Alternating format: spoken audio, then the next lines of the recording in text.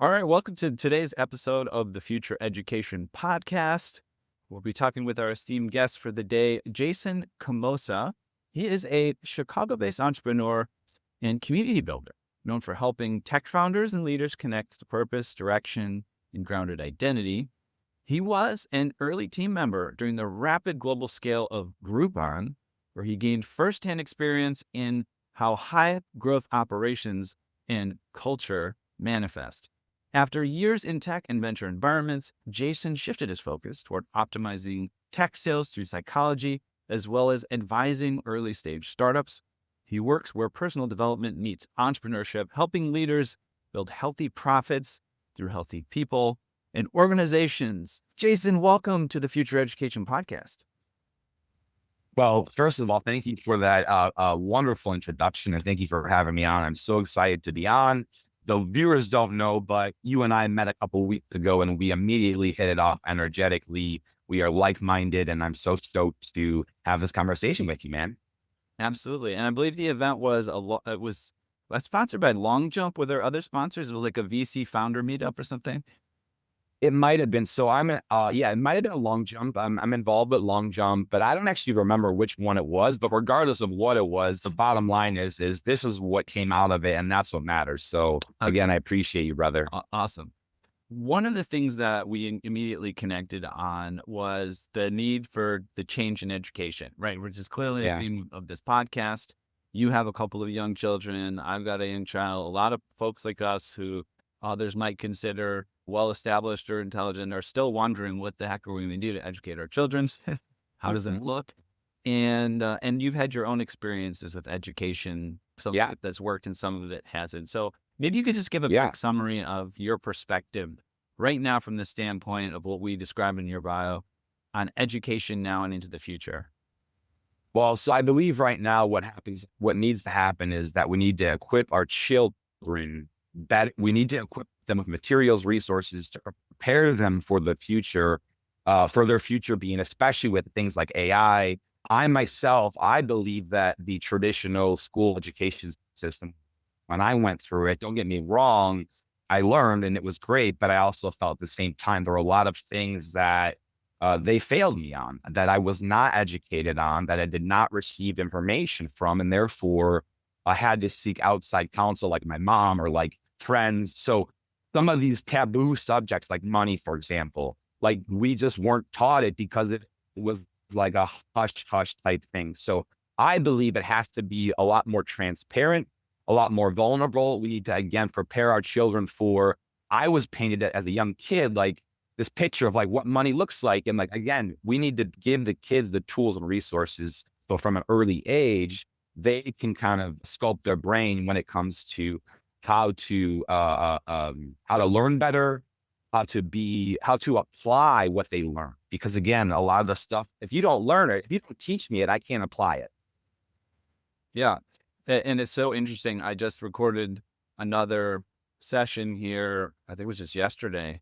And this topic came up of financial literacy and how glaringly absent it is from K through 12 all the way through the graduating graduates. Yeah. I mean, there's nothing there for the most part, Right. unless you're in a business school, I suppose. But maybe even in a business school, Correct. you might not get the nuts and bolts, right? Exactly. Yeah. And I mean, I think I mentioned this to you, but like I vividly remember in my high school economics class, which is maybe sophomore, junior year, this is like early 2000s. We had like 1 or 2 days topics on how to write a check and like balance a checkbook. And that was it. There was nothing about taxes or W-2s or 1099s or 401ks.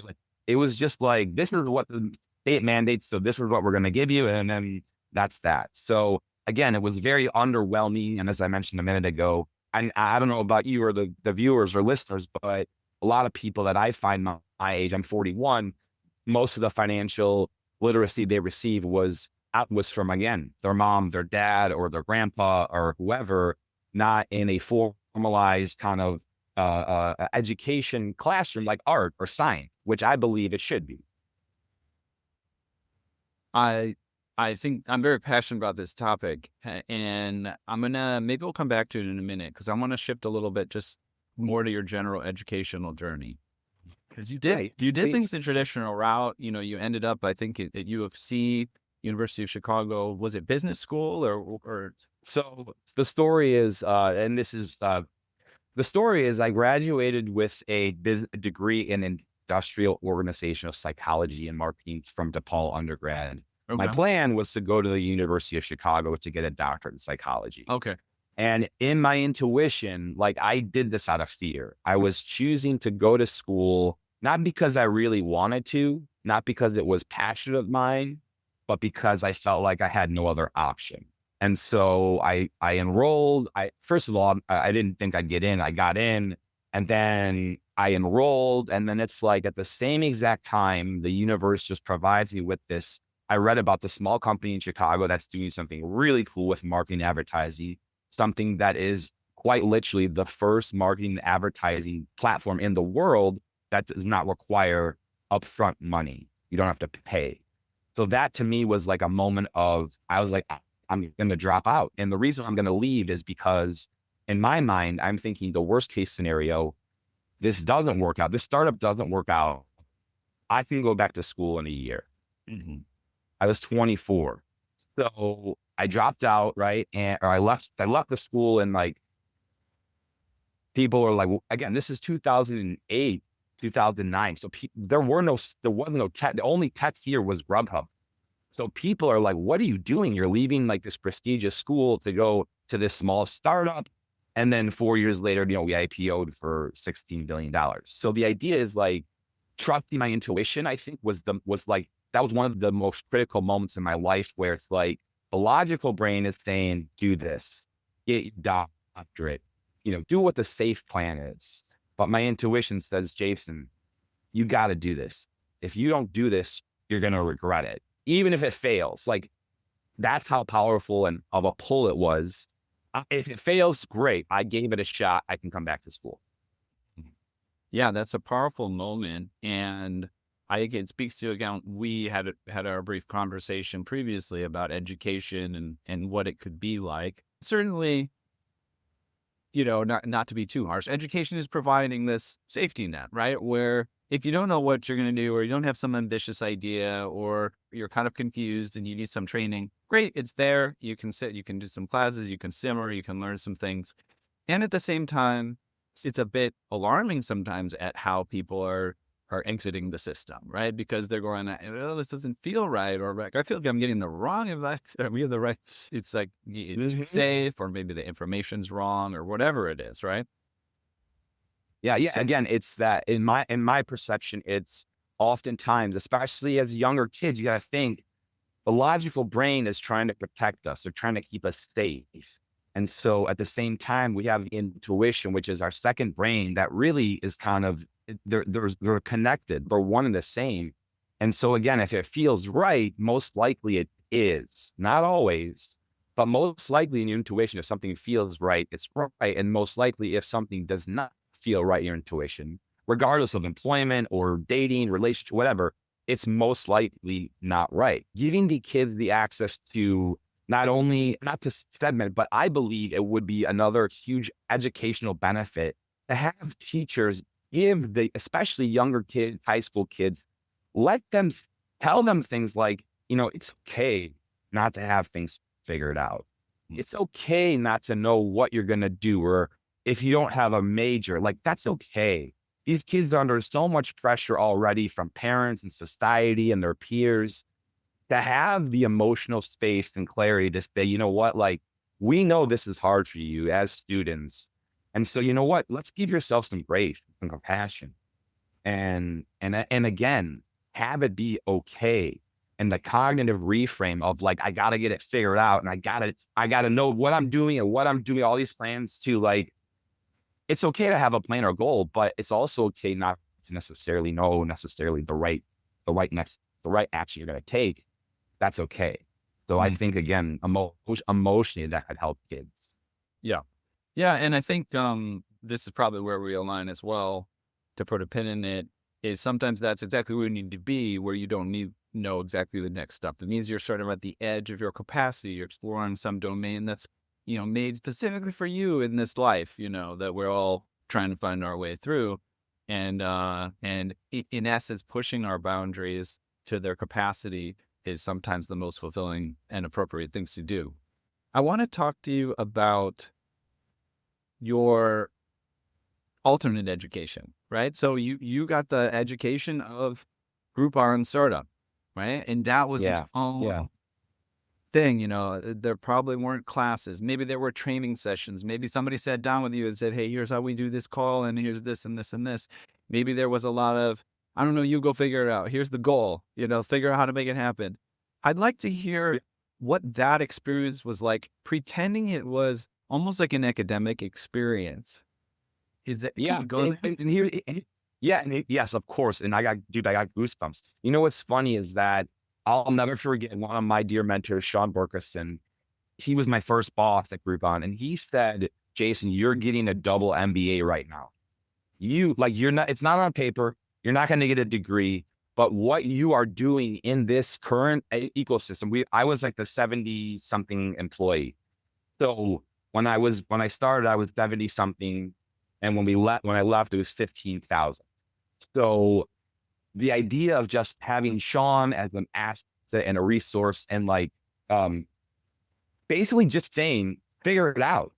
Like, it was literally, you're the CEO. So so basically the way that Groupon first started was you had cities, you were assigned a city, and your job was to basically be the CEO of that city. You have to sign the deals. You have to figure out when they're going to run. What are the deal terms? Like, we went from when we got hired, like, we were doing all these things as individuals. When I left, like, you would have 7 or 8 different departments doing what we were doing as one person. So it was a true entrepreneur, figure it out, Go, here's the base, go figure it out. We're going to help you, but you got to make it work. And so it was very empowering because I was given essentially a business to run without again, unknowingly, I was given a business to start. Here's a business I need you to start. It was funded through Groupon, but my business was building the Midwest market. And then I ultimately ended up moving up to the national sales team and helping to sell and build the national sales team. Yeah. Yeah. What I'm noticing here is one of the things that I'm passionate about is a bit of an apprenticeship model. And what can be very strong about the apprenticeship model is the framework that you mentioned. You're on your own, but you're not on your own. We're Yeah. here to help. Yeah. We're the ones telling you to be on your own. If something falls apart, okay, we're going to come in. We may not have that answer, but we're here to come in and help shape things and reframe things, right? So you felt like you were on your own, but by default, we were within a larger framework that there was always that hint of, okay, well, you're not completely on your own. Yes, 100%. And even I remember again the early days where Sean, my first boss, when a deal wouldn't work out well, or when for whatever reason, like, if we would sit down, he and I would sit down, and we would just talk about it. It wasn't like, Jason, you're a fucking idiot. Why didn't this work? It was more like, hey, like, let's look at this deal. What could be improved? So again, the cognitive reframe of like negative to positive. What can we do next time to make this deal better? And so that education, and again, working with him and Darren Schwartz, which is my SVP of sales, like, these guys gave us the tools and resources, but they also said, look, like, we trust you enough to say, we're giving you a shot here. Go fucking make it happen. And that's where I was like, all right, challenge accepted, man. I'm in. And for 2+ years, it was just myself and my dear partner, Anna. And it was the two of us running the entire city of Kansas City, which may not sound like a whole lot, but I mean, it was a massive, incredible ride of, again, growth. And like, you're talking about, Forbes called us the number one. We still are, per science, we're still the fastest growing company in history. And I attended a venture event last week, and the venture firm said, well, a lot of people like to poo-poo on Groupon because of how it ended. But to this day, Groupon is still the number one best venture return of all time, even including the AIs and all these other. So it was just a cool reminder to see like what we built. And again, to know like this was an awesome ride. But again, it's what did I really get is the experience and the relationships. I have friends that I still talk to. I resigned in 2014, 11 years ago. I had seen 5 or 6 Groupon alum over the past week. Yeah. Wow. So like we're still friendly. It's almost like we wear this badge of just like the first 125 employees are like, you know what? Like we as a team collectively, not the sales, not accounting, like just all of us together, like we really did something pretty badass. Very cool. Congratulations on that. And as you're talking through this, of course, my mind is cycling on not traditional educational models, but educational models, I suppose, right? Because it's a little bit hard to say, here's the structure, go do it yourself. And I guess we'll help if we can. Right? That's a very loose structure. And to say that you could institutionalize that sounds a little bit difficult, right? I guess the only thing you could institutionalize about it is to say, we'll help. And I think that is part of what I'm pursuing here in various levels. I think entrepreneurship and startup culture is probably the extreme example, right? But in various levels, saying, well, let's make the connection so that this can happen. Interestingly Yeah. enough, I had raised this before in some of our conversations. The question becomes, what if it was University of Chicago that introduced you to Groupon, and you Yeah. had mentors at University of Chicago that said, no, you're still enrolled. We are your second line of support that's not within that company, that's an external resource and has an even larger network Mhm. and even more insights, things like that, right? Yeah. Yeah. Yeah. Because if you think about it again, I'm a 24-year-old kid, a recent college grad. And it's like, it's black or white. You either go to school and you do your PhD or you don't and you leave and you go to the startup. There was no like, there was no hybrid model. Hmm. And I think, and again, if there could be, and I think this is, part of the mission is like, how can we build that hybrid model? How can we have it to where, because again, I unknowingly got that. And again, I'm so fortunate, but because I started so early in the company, I was directly involved with leadership. And so I got that firsthand, like real world experience of business at the age of 24 at this company that again was growing. The growth was pure insanity. So to be around that, to learn from that, and then to take that knowledge and kind of use it and take it and put my spin on it, it really helped. And again, because we were so small and it was early, we were sharing best practices and it was a lot of learning and sharing what this works, this doesn't. So again, it would have been beautiful if I had some sort of transition where it's the University of Chicago is going to support you while you do this. And if it doesn't work, you can come back here. And if it Mm-hmm. does, you kind of, whatever. But again, I didn't, that option was not, and I believe still is not an option. Yeah.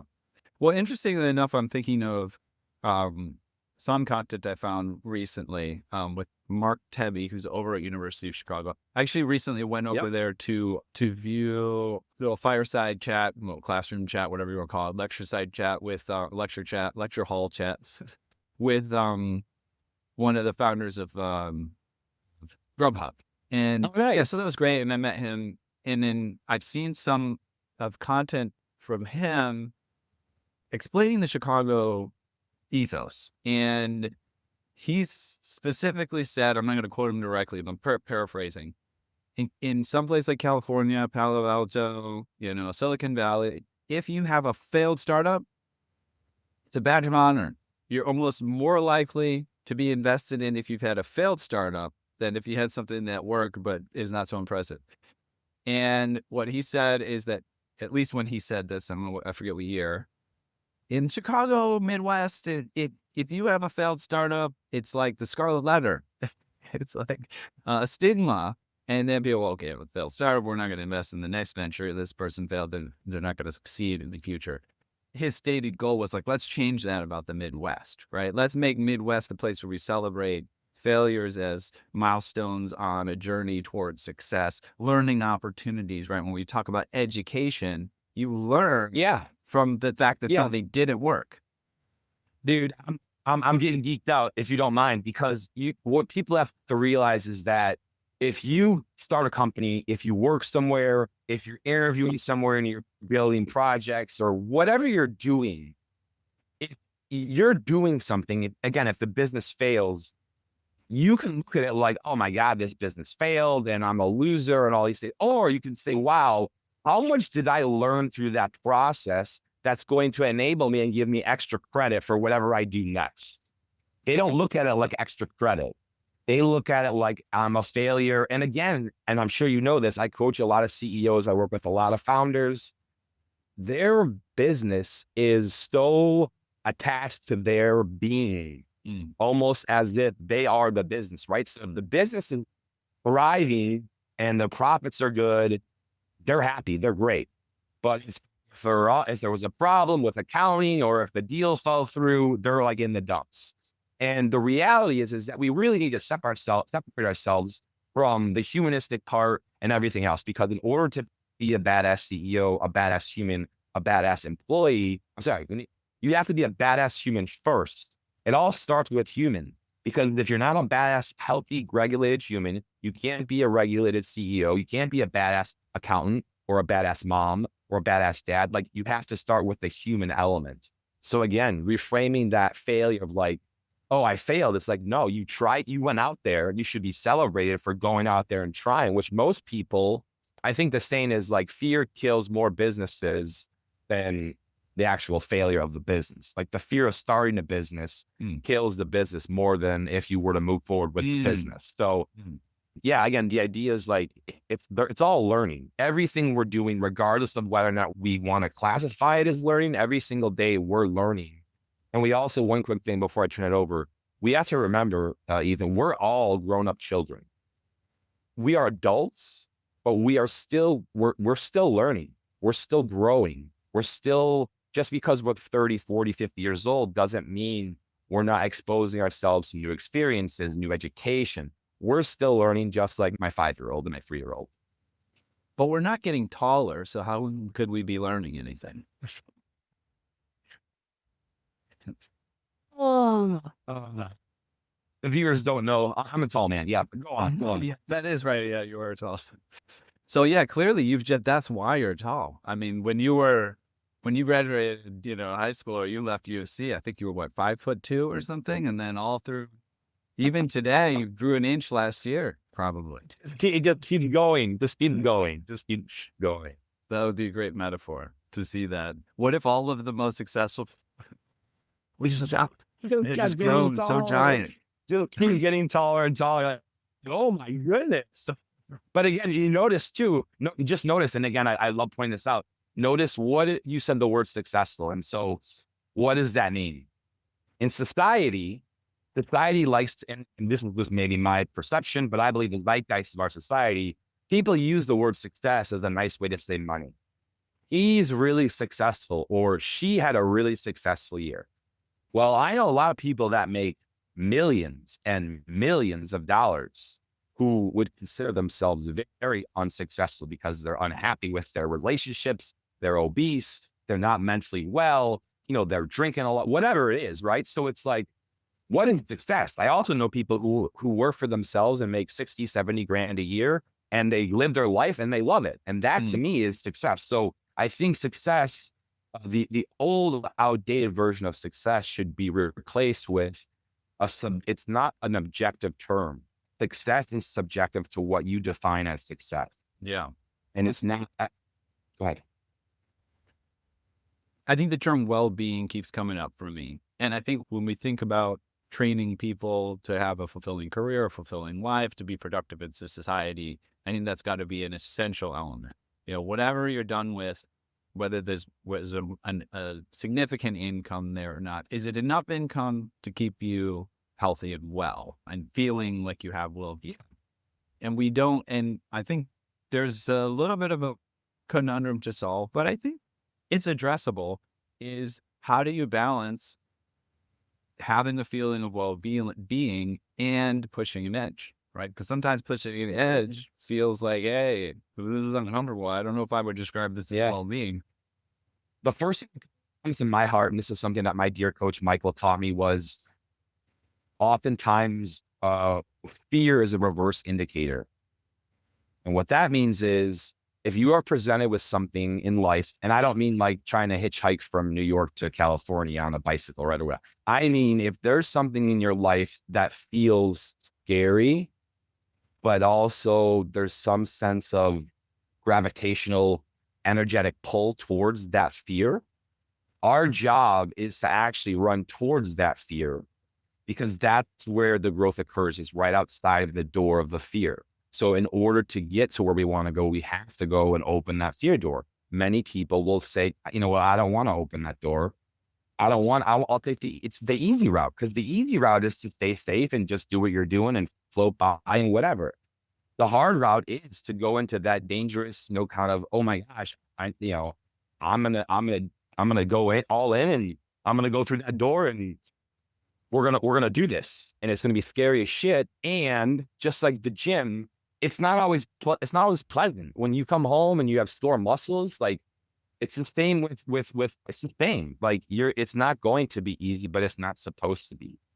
If life is like a video game, imagine if there's the men and women out there that play games. Imagine if you get a game and you beat level 1, level 2, level 3, level 4, level 5, and then you're on level 7 or level 6 or 7, and then you realize level 8 is as easy as level 2. You're going to go, this game fucking sucks. I want to be challenged. I want to have it. I want it to be hard. Like I beat the last level, which prepared me for this level. Why? So again, it's like we're constantly leveling up in life, whether it's business, relationships, again, you name it. There's constant level upgrading throughout our entire lives. Yes. Yeah. This reminds me of a conversation I had with a guy in gaming. They do games like phone games, video games, and things. That's very successful. Sure. And we were talking about how people in gaming get contracted by like DARPA, the Department of Defense, because they've found some advanced concept that needs to be applied for very high impact situations.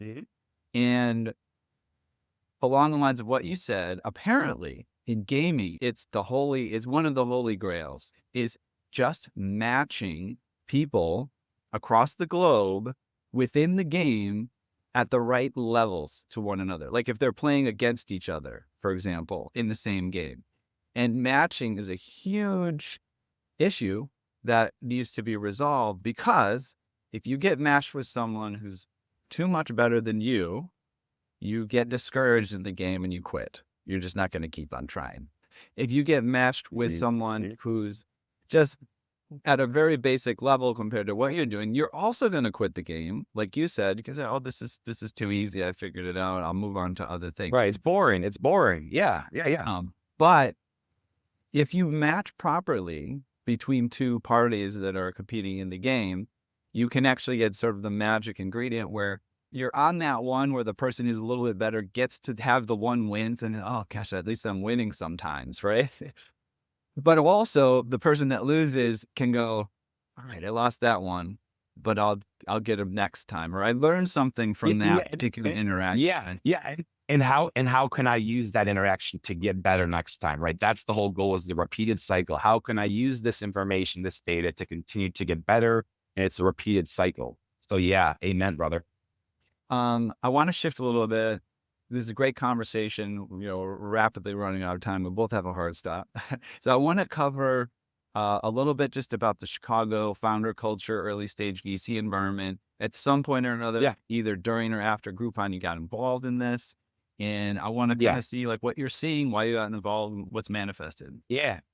So the first reason I got involved, my first angel investment was actually in ed tech, was a company called Packback. And at that time, they were trying to digitize college textbooks. And the reason I invested in that company is because I myself felt the same pain in 2003 or 2004, whatever, where you would go buy a textbook for $250 and then you would sell it back 10 weeks later for $50.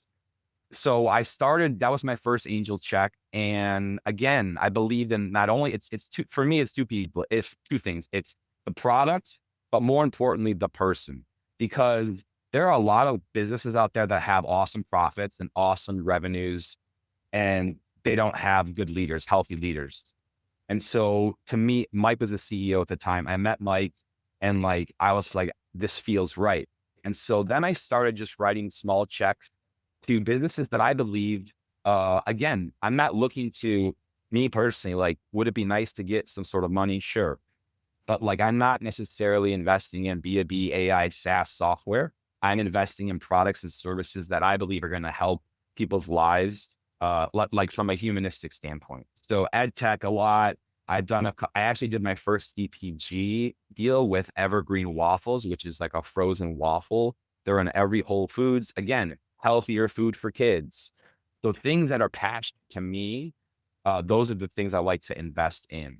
One of my last investments was you know how like when you have your laptop, there's the Apple has it where if you trip, the cord just kind of flips out, Yeah, like the you don't magnetic. trip on the cord.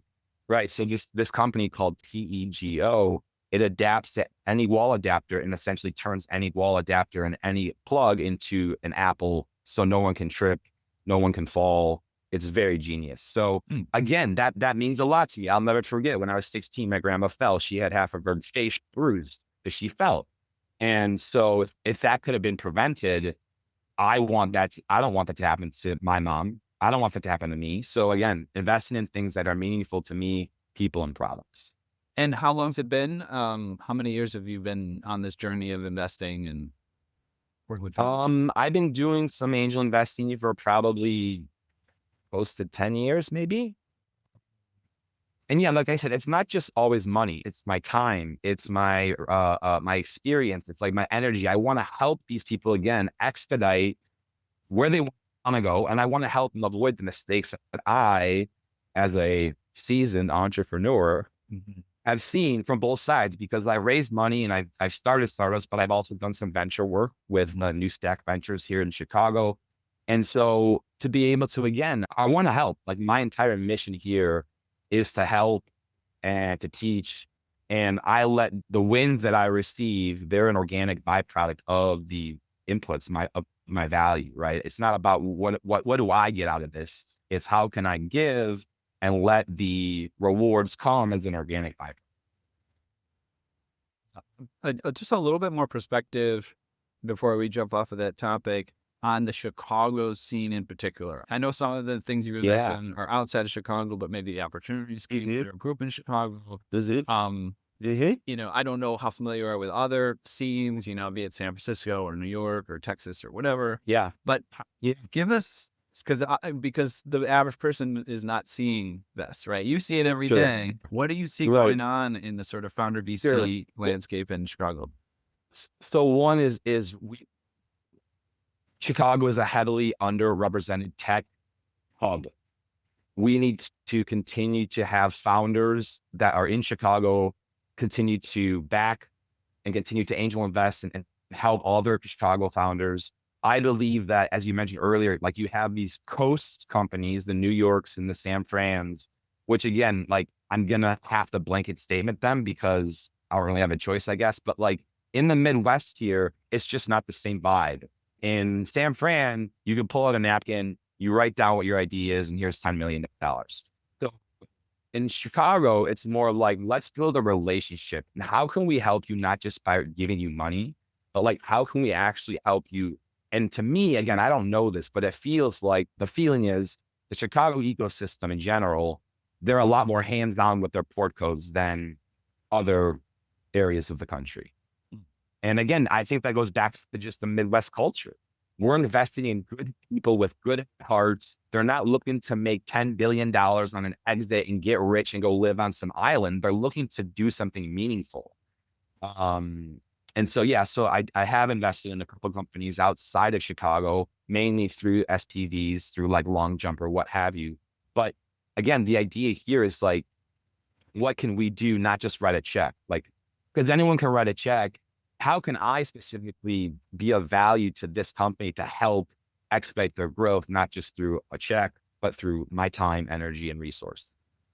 Yeah, I appreciate that. Yeah, and for whatever reason, I've been living here in Chicago, but I wasn't necessarily involved in the scene. I was on the coast. I was in Los Angeles, San Francisco, New York, But yeah, everything that I've seen so far, it is as you described. There's a great deal of warmth and supportiveness. I've seen more people here in Chicago who are just kind of standing by, quietly by the side. They're like, they're just kind of at every event. And when you call them, they say, "What can I do? What do you need? How can I help you?" Oh, Yeah. okay, great. Yeah, it's wonderful. Yeah. Yeah. And it's not and again, I've been to a couple New York events.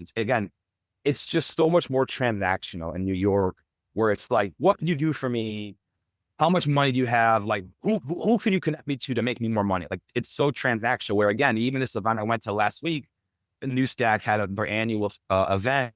It was like, these are just all good people. None of these people are here to be like vicious, fucking angry, money hungry. Like, yeah, would they like to make a return? Sure, but they're there for more than that. They're there for more than the money. Hmm. Yeah. This maybe could transition a little bit into your sort of personal work or it's personal work, it's business work, right?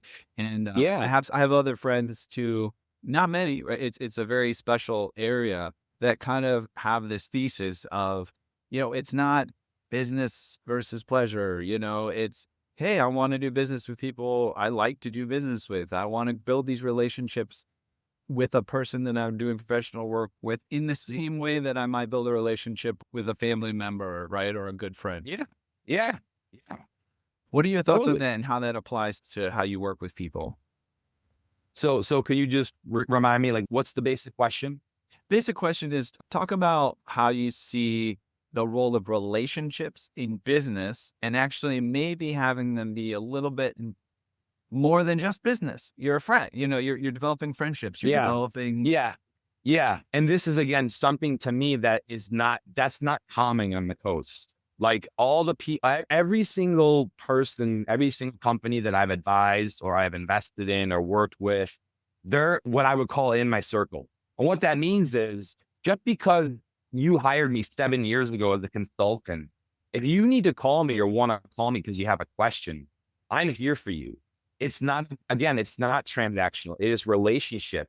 There's something called the 10-year rule. I don't know if you've heard of this, but what they say is that if you maintain a friendship, a relationship, a business partnership for 10 years, even if it's just every couple of months, how you doing, what's up, a phone call, whatever, the 10-year mark, if you stay connected with that individual for 10 years, I think it's like you have a 96% chance that person will be with you as friends for the rest of your lives. Something outrageous. So again, the idea is like, how can we cultivate that, and then continue to be there and support these people? I just think there's a lot of work to be done. Again, from Chicago, I'm born, bred in Chicago. I live in Northbrook. The Chicago tech needs a lot of. We're just underrepresented, and I think that hopefully in the next couple of years that's going to change. I think with the TechStars program coming back, and I think they're doing stuff with there's something else coming out. It's a new accelerator with some of the guys from Hyde Park Venture Partners.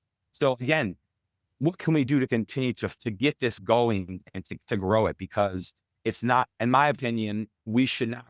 We want to be faster. We want to be more. We want to be quicker, and we're not, and we're underrepresented, in my opinion. Yeah, I think there's a lot of potential and there's a lot of movement. And somebody also said this. I don't know if you agree.